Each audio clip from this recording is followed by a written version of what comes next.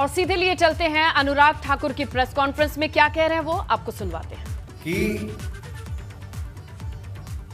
मुस्लिम युवाओं के खिलाफ आतंकवादी जो चार्जेस हैं आतंकवाद के उसको वापस लेंगे। 2012 में समाजवादी पार्टी के मैनिफेस्टो में कहा गया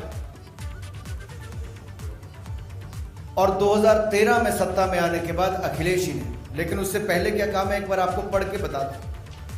2012 के मैनिफेस्टो में समाजवादी पार्टी देश की पहली ऐसी पार्टी थी, कोई पॉलिटिकल पार्टी की, जिसने मैनिफेस्टो में वायदा किया था कि मुस्लिम युवाओं को टेरर चार्ज को छोड़ दिया जाएगा, वापस लेने की बात कही थी।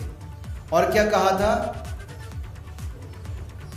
कि जिन लोगों ने ये चार्जेस लगाए हैं ऐसे पुलिस वालों के खिलाफ सपा की सरकार कार्रवाई करेगी। यानी कि पुलिस वालों के खिलाफ कार्रवाई और आतंकवाद को बढ़ावा देने को छुट्टी देने के बाद अखिलेश जी उस समय करते थे। और जैसे सत्ता में आए 2013 में चार्जेस ड्रॉप कर दिए, कोर्ट चले गए,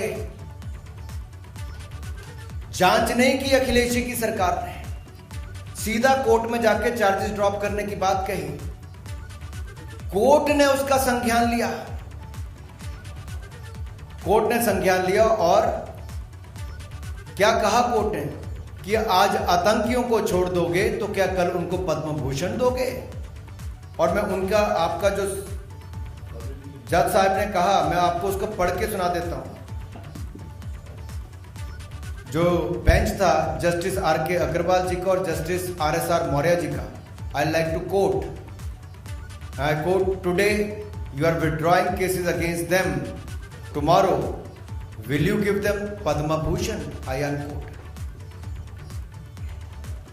ये उस समय के डबल बेंच ने कहा, जजेस ने कहा। ये अपने आप में अखिलेश यादव जी पर, समाजवादी पार्टी पर बड़ा प्रश्न चिन्ह खड़ा करता है। ये कौन लोग हैं जिन्होंने लखनऊ में, बनारस में, अयोध्या में, रामपुर में बम धमाके किए, उनके खिलाफ मुस्लिम युवकों के आतंकी जो चार्जेस हैं उनको वापस लेने की बात उस समय अखिलेश यादव जी ने कही और करने का काम भी किया। ये तो भला हो कोर्ट ने उसका संज्ञान लिया। ये यात्रा यही नहीं रुकती। मैं एक और, आज जब चुनाव आए तो अखिलेश जी कहते हैं हम अयोध्या में जमीन लेकर देंगे, बनारस में जमीन लेकर देंगे, 5 घर खरीद के देंगे। मुंह में राम बगल में आतंकी, ये अखिलेश यादव जी की सोच है।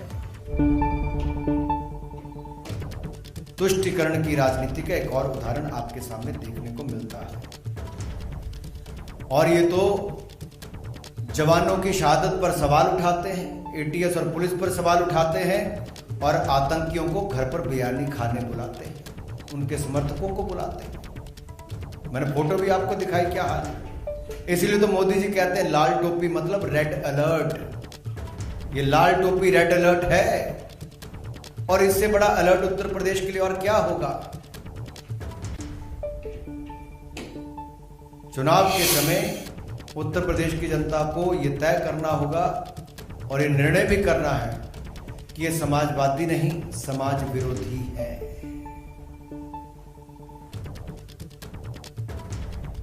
अगर आप अगले भी उदाहरण देखेंगे तो उसमें भी स्पष्ट तौर पर आपको नजर आएगा, केवल अकेले अखिलेश यादव जी नहीं, आजम खान हो, अबू आजम हो, ऐसे इनके बड़े नेता सब, पुलिस वाले शहादत उनके घर पे नहीं गए, जिनको आतंकवादी होने के आरोप में पकड़ा गया उनके घर पर उन लोगों के परिवारों से मिलने गए।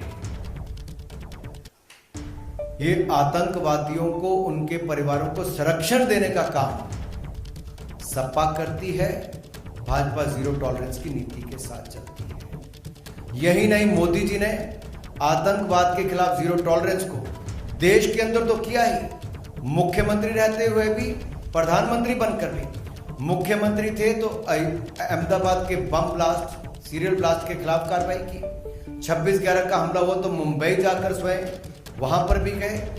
और जब प्रधानमंत्री बने तो दुनिया भर के नेताओं के साथ आतंकवाद के खिलाफ जीरो टॉलरेंस की नीति को मोदी जी ने आगे बढ़ाया है और आगे बढ़ाएंगे।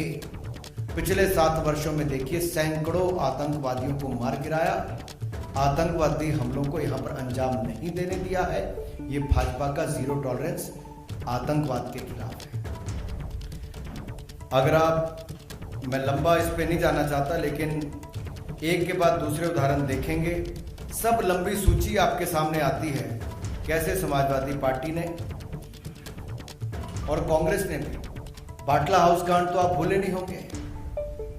मोहन चंद शर्मा जी, इंस्पेक्टर मोहन चंद शर्मा जी की शहादत पर सपा और कांग्रेस ने प्रश्न चिन्ह खड़ा किया था और कांग्रेस के दिग्गज नेताओं ने कहा था कि सोनिया जी उन गुनहगारों के घरों पर जाकर फूट फूट कर रोई थी, लेकिन सोनिया जी राहुल गांधी जी के पास शहीद मोहन चंद शर्मा जी के घर जाने का समय नहीं था, ना अखिलेश जी के पास था, न उनके बाकी नेताओं के पास था।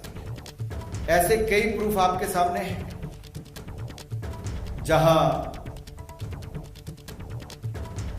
रामपुर के सीआरपीएफ कैंप पर अटैक करने के, जहां पर 7 सीआरपीएफ के हमारे जवान शहीद हो गए थे, उसमें भी अखिलेश यादव जी ने उनके केसों को वापस करने की बात कही जो लोग उसमें इन्वॉल्व थे।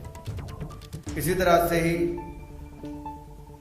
समाजवादी पार्टी के ऊपर आरोप और कई ऐसे लेख लिखे गए कि सिमी के ऊपर बैन नहीं लगाने के लिए समाजवादी पार्टी ने कहा।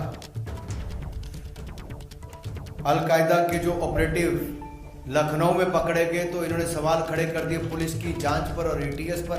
यह अपने आप में दिखाते हैं इनका आतंकी प्रेम। राम नरेश यादव जी हों और बाकी जो नेता हों, उन्होंने समय समय पर, मैं बाकियों के नाम लूं, ये सब लोगों ने बार बार कहीं ना कहीं आतंकवादियों को संरक्षण देने की बात कही है। दूसरी ओर भाजपा ने जीरो टॉलरेंस की बात की। इतना ही कहते हुए मैं अपनी बात को समाप्त करना चाहूंगा, लेकिन एक बात जरूर कहूंगा, ये जो मिस्टर समाजवादी पार्टी है, इनके परिवार का अहमदाबाद सीरियल ब्लास्ट के साथ सीधा कनेक्शन है और सीधा कनेक्शन समाजवादी पार्टी के नेताओं के साथ भी है। इस पर अखिलेश जी से मैं जवाब चाहता हूं, उनकी चुप्पी क्यों है? न्यायालय के जो निर्णय आया है, आदेश आए हैं, उसके ऊपर भी इनकी चुप्पी क्यों है? आप लोगों का भी प्रश्न होता है।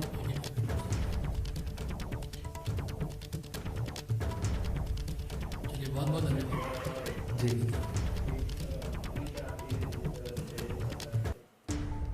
तो केंद्रीय मंत्री सह प्रभारी अनुराग ठाकुर को सुन रहे थे आप प्रेस कॉन्फ्रेंस में, जहां आतंक के खिलाफ हमारी नीति जीरो टॉलरेंस की है। वहीं पिछली सरकार यानी सपा सरकार पर निशाना साधते हुए कहा कि मुंह में राम बगल में आतंकी।